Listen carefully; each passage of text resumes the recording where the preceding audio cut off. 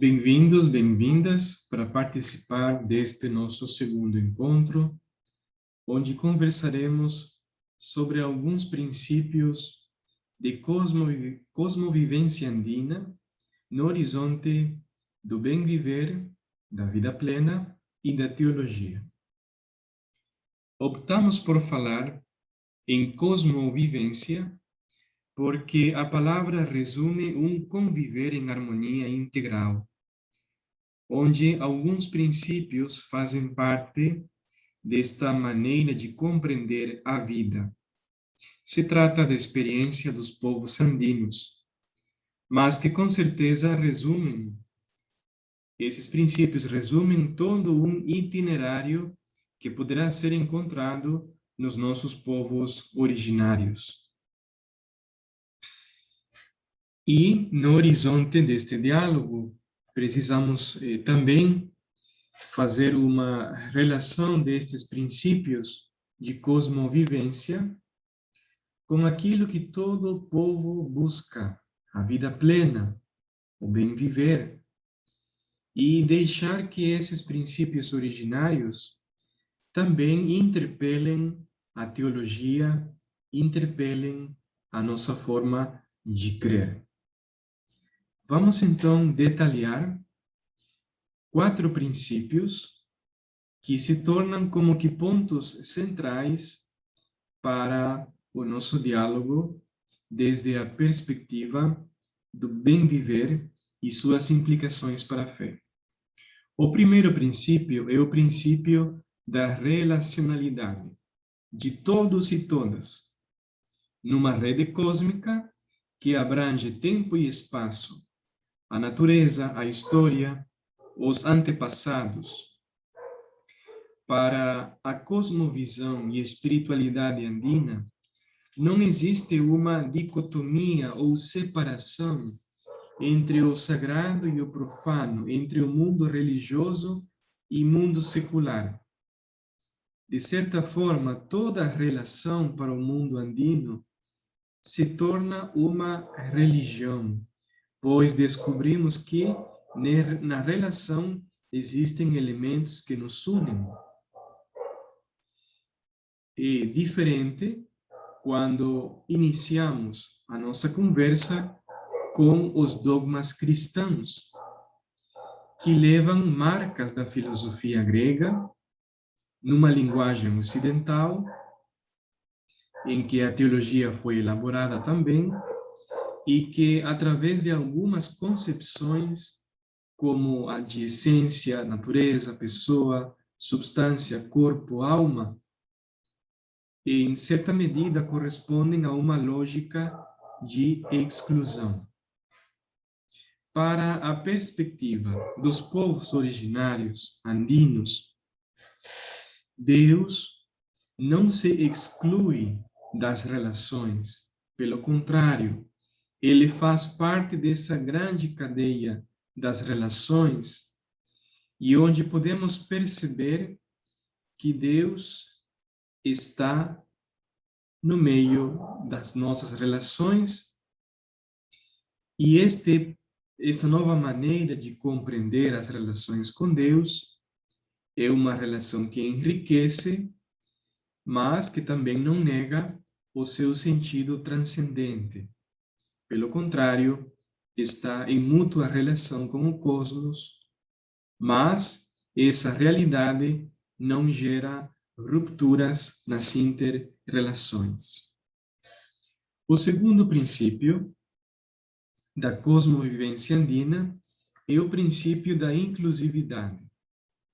Este princípio permite dar um lugar aos fenômenos naturais, às pessoas, outros seres e às próprias doutrinas cristãs dentro do universo simbólico e sua cosmovisão, sem chegar a inconsistências ou sincretismos compostos de elementos incompatíveis, de maneira harmoniosa e pouco conflitiva, onde tudo tem seu tempo e espaço, tanto o rito andino como o cristão. Esta concepção nos leva a pensar que a vivência das religiões compartilhadas nasce de um processo intercultural e também interreligioso.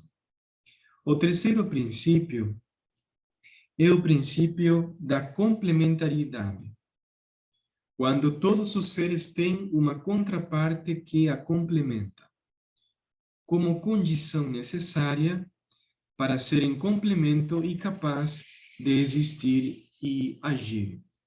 Por isso, céu e terra, sol e lua, homem e mulher, claridade e escuridão, dia e noite, bondade e maldade, coexistem. A oposição não paralisa a relação. Pelo contrário, dinamiza a realidade, tal e como a lógica oriental também o afirma. O quarto princípio é o princípio da reciprocidade, entendida como Aine, que na verdade seria uma aplicação ética e social do princípio da complementaridade, que busca restabelecer o equilíbrio, onde ninguém vive para si mesmo e somos reciprocidade permanente. Por outro lado, se trata de que cada ato humano chegue à sua finalidade integral quando lhe corresponde um ato recíproco e complementário equivalente de outros.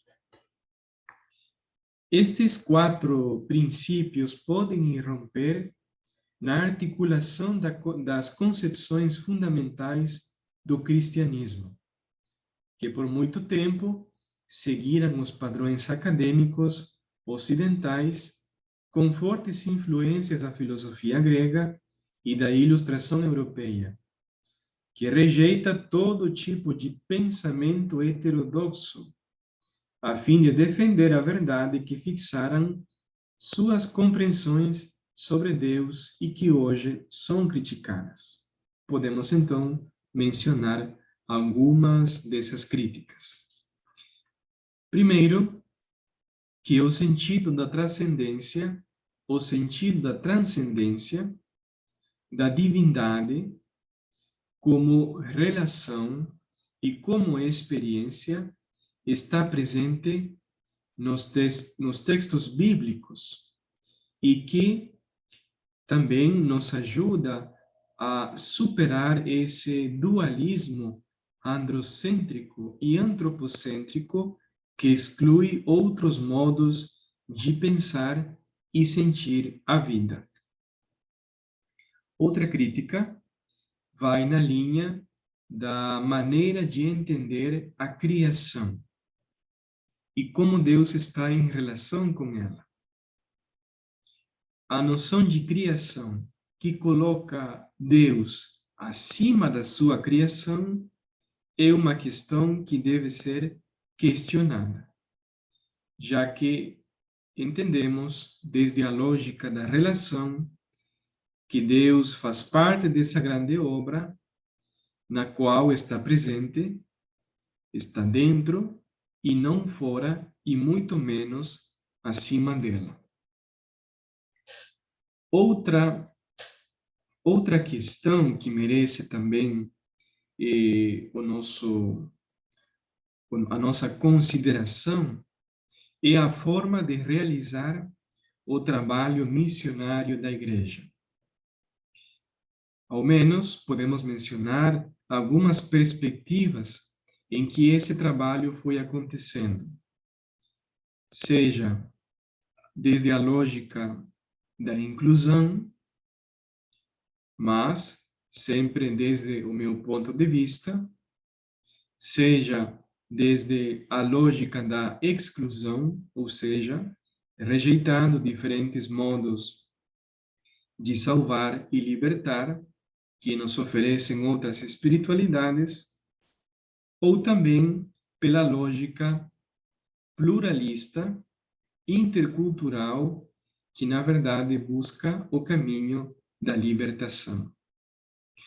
Ou seja, a missão da Igreja também é questionada por estes quatro princípios da cosmovivência andina. Um outro elemento que podemos também aqui mencionar vai na linha de uma compreensão da antropologia teológica que deve ser cada vez mais inclusiva e integral. Quer dizer que esta concepção do ser humano esteja em relação com o seu próprio corpo, com as suas sensibilidades, com as suas emoções. Se trata de uma antropologia interrelacional e interdependente que está em pleno contato com os outros seres, com a natureza, porque o ser humano surge e é parte dela. Para concluir, podemos dizer também que esses princípios de cosmovivência andina nos ajudam a ir ao encontro de um princípio importante para a nossa fé. Se trata do Jesus histórico e sua mensagem. Entendemos que o Jesus histórico e sua mensagem recolhem, de alguma maneira, o princípio da vida plena, o princípio do bem viver, o princípio da relação, da reciprocidade, da inclusão, desde a perspectiva da libertação das relações. E poderemos encontrar diversos momentos, trechos bíblicos, em que isto, de fato, se torna parte operante do trabalho missionário do Cristo histórico. Seguindo também esta lógica do Cristo nas relações, é possível também compreender a Trindade em relação. Uma experiência já testemunhada por Jesus, nas imagens que ele usa de Deus como Pai, mas que rompe com os estereótipos tradicionais. Porque a forma como Jesus descreve o seu Pai é uma descrição de um pai que ama de maneira louca, podemos dizer um pai que ama loucamente e que tem paixão pela sua humanidade. A partir desta imagem, Jesus então consegue estabelecer um sentido filial para todos. Assim, se resgata o desafio de perceber e ser sensível às diversas manifestações do alento, força e sabedoria de Deus nas diversas culturas. Em alguns espaços desse nosso continente, a teologia começou a ser contextualizada e a questionar-se sobre suas relações nas sociedades desiguais. Fez opções relevantes e pertinentes onde a vida dos pobres, dos descartados, era o mais importante. Porém, nestes tempos, é necessário dar um passo mais adiante. Recriar conteúdos e linguagens que sejam oportunas para articular outras, desde a perspectiva do ser humano que se encontra em relação com a natureza e o cosmos, o que irá oferecer maior força, maior comprometimento, não apenas com os empobrecidos, mas também com os seres que se encontram ameaçados pelos sistemas econômicos imperantes e, sobretudo, com a grande casa comum da qual todos e todas fazemos parte. Estimados e estimadas, desejo que vocês tenham uma boa continuidade neste curso. Leiam também o material que estará à disposição e que faz parte como subsídio para o aprofundamento. além de realizar a tarefa a cada passo que vamos dando neste curso sobre teologia e sabedorias indígenas. Desejo a todos a paz e o bem.